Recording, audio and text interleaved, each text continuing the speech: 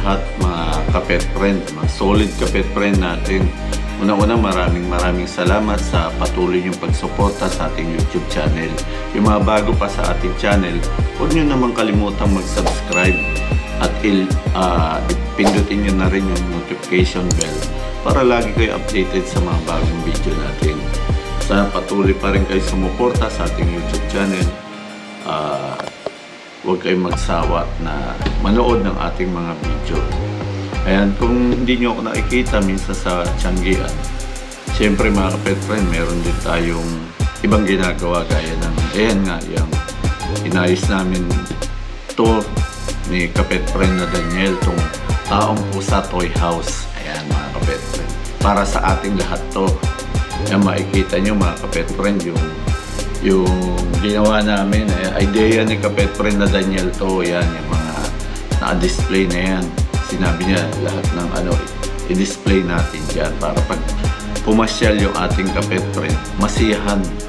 Ayan, kaya kung nais nyo, pwede kayong magpunta rito mga kapet friend, huwag kayong mahiya. No ano rin to, walang obligasyon na bumili kayo, pwede kayong mamasyal, makita nyo. Ayan. Tapos pag may gusto kayong kolektahin na laruan, lalo na pag Hot Wheels, at available naman dito, ayan, pwede yung bilhin. Kasi talagang kaya namin to ginawa ni kapet friend na Daniel para sa ating mga nagko-collect. At siyempre mga kapet friend, kung nais nyo ring mag-collect ng laruan, isa sa pinakamagandang i-collect, itong Hot Wheels. Kasi itong Hot Wheels, talagang pinaka mabiling laruan sa buong mundo. Number 1 siya ngayon. Napakataas ng demand. At halos buong mundo nagko-collect nito. Kahit dito sa atin sa Pilipinas, napakarami ang nagko-collect nito. Napakarami. Kaya nga papansinin nyo, kulang talaga ang stock. Napakataas ng demand. Mabilis maubos pag dinisplay yan sa mga toy store. Gaya ng mga Toy Kingdom, Toys R Us. Ayan. Talagang mabilis, napaka-fast moving ng mga laruan ito. Sa katotohanan nga mga kapet friend, for every second, ang ratio, 16 na Hot Wheels toy car ang nabibili kada segundo sa buong mundo. Yun ang bilang, yun ang pag-suma, yung pagkwenta. For every second, 16. Ganun kabilis ang bentahan ng mga laruan ito, Hot Wheels. Ayan nga yung mga laruan ni kapet friend na Daniel at ng kanyang mga kapatid. 20 years ago pa yun, wala lang sa akin yan. Talagang parang kasi tayo bilang magulang, siyempre lalo na kung maliliit pa yung anak natin, medyo matipid tayo dahil sa budget. Kaya pagdating na masyal tayo sa isang mall, siyempre saan natin dadalhin yung ating mga anak? Sa pinaka madaling mabiling laruan. Actually, yan talagang pinaka madaling bilhin na laruan. Hindi siya ganun kamahal. At ang kagandahan dyan, napakatibay. Yan o, makikita nyo. Sa lahat ng kanilang mga laruan, mula nung bata sila, tanging ang mga Hot Wheels, Tomica, Matchbox, yan lang ang nailigtas kong mga laruan ng aking mga anak. Yung mga nilaro nilang iba-iba, wala, nasira yun at naitapon. Kaya ito, alaala na sa akin to, ng aking mga anak. Kaya yan, tinuloy ko na lang kasi siguro yun nga, mga 15 years ago, huminto ako, yan lang yung kinolekta ko noon.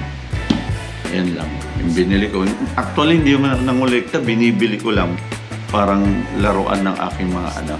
Tapos iniingatan ko, nilalagay ko sa display. Hindi ko akalaing aabot ng ganyan. Sabi ko, maging 10 na at lumaki na yung aking mga anak, ayaw ng mga ganyan laruan. Dinisplay ko na lang. Ayun, hindi ko akalain na may ingatan sila, tatagal ng ganyan, more than 20 years. Hindi sila nasisira. Hindi sila basta nagko-korosyon.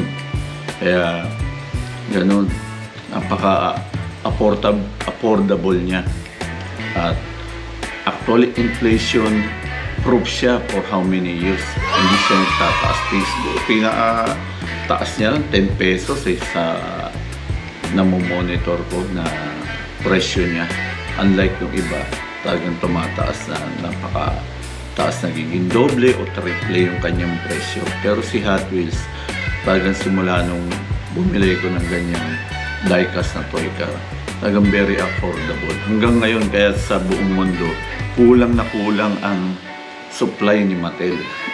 Kaya nagkakaubusan kaagad. Kaya yan napakagandang kolektahin at napakagandang tingnan. Pakita mo nga sa ating mga kapet friend.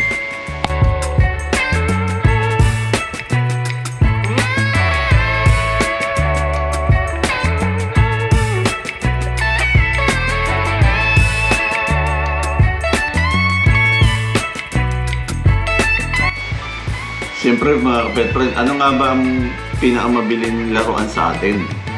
Siyempre ito, Liberty Walk ng Mini GT na take to take. Siyempre mga kapet friend, ano nga ba ang pinakamabiling laruan sa atin sa taong po sa Toy House? Walang iba kundi ang Mini GT Liberty Walk, yung Lamborghini. Eto, ayun. Ito mga kapet friend. Ayan. Actually, ano to mura lang namin binenta ng una. Kaya lang kasi sa sobrang taas ng demand, and tapos last batch na siguro, baka pati yung akin maibigay ko O dahil sa talagang gustong-gusto to ng mga bumibili. Ayan.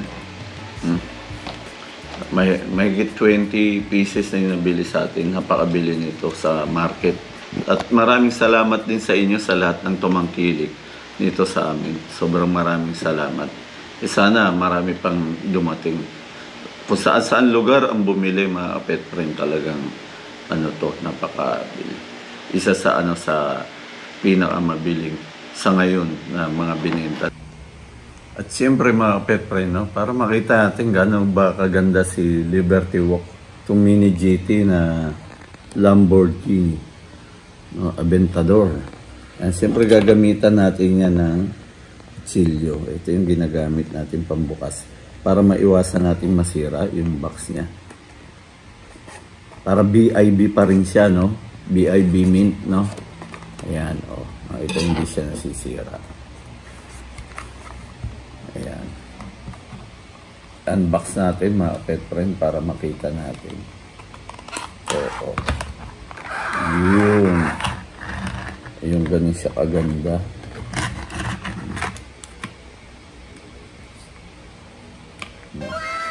Ang bigat niya mga pet friend, solid. Ang bigat niya, talagang ang ganda. Napaka-solid ng pagkaagawa. Ganda. Simple lang yung gawa niya.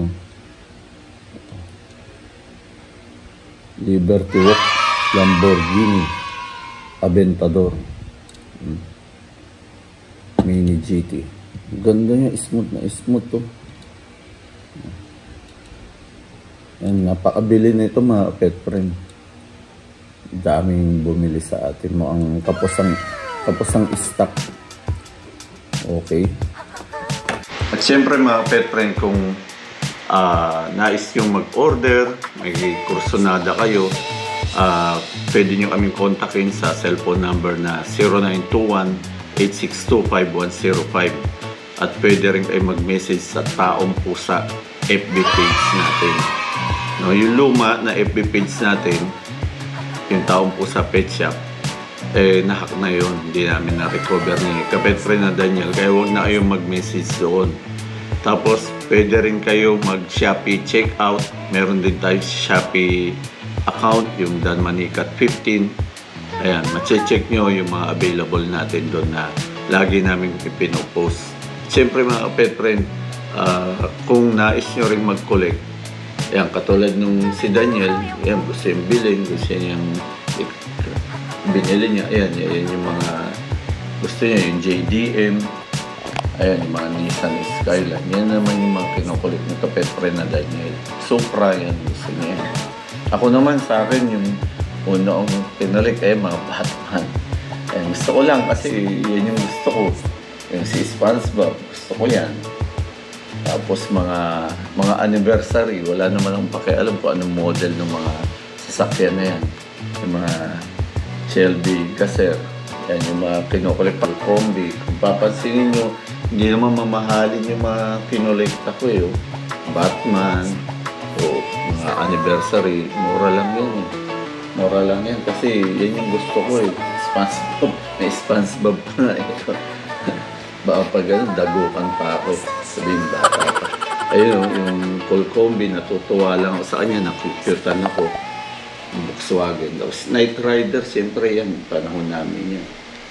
Yung mga treasure hunt. Eh, meron pa nga ako yung mga, ayun o. Yan. Mga gawang ewan na mga Hot Wheels. Ayun o, yung mga Toy Story, Super Mario. Matagal na yan eh. Yung mga Iron Man, Marvel. Siyempre si LeBron James, ayun nandun. Si Daniel, ito naman yung gusto niya. Kaya kung kayo, bibili niyo yung mga anak niyo, kung lalaruin ng anak niyo, eh, kung ano yung gusto ng bata, yun ang bilhin niyo sa kanya para ma-enjoy niya at masiyahan siya. At kung kayo naman ay magkukulit, siyempre kung ano yung gusto nyong model, hindi porket, ay ito yung demand, ito yung gusto ng mga tao, gusto mo, pipilitin mo, gustuhin na rin. Ay pag-aralan nyo po. Ang sa akin lang, maganda, kung i-collect mo, yung gusto mo lang talaga. At siyempre, mas maganda kung yung kaya ng budget lang po natin. Kasi ang pag-collect ng laruan, eh sa akin bago ko na-collect yan, napakatagal na panahon, hindi ko nga kino-collect yung ito mga katuwaan ko lang. Ayan, mga kapetren. Kaya sana pag mag-collect kayo, yung gusto nyo lang at yung kaya ng budget natin. At siyempre mga kapetren, siyempre may pag-giveaway pa rin tayo. Hintayin nyo lang mga kapetren. At abangan nyo yung pag-announce natin i-announce natin yun, yung nanalo ng Voltes 5, yung dalawa natin na mini deform series.